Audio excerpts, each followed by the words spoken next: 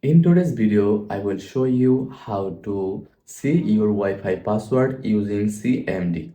So first of all, open your PC, then click the start button from the left side corner. Now search for command prompt, then click on it and then type NETSH, then click enter. After that, again type WLAN show profile.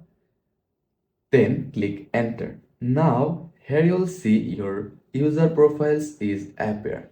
Just again type WLAN show profile name equal to your Wi-Fi name with double quotation like this. Then type key equal to clear. Then just click enter. Your password will appear here on the security settings. Here you'll see the key content option. This is your Wi-Fi password.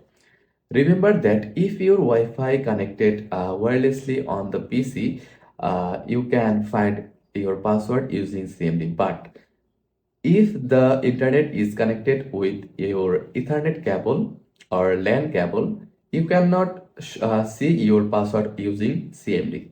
If this guide was helpful, don't forget to like and subscribe for more quick tutorials. Thanks for watching.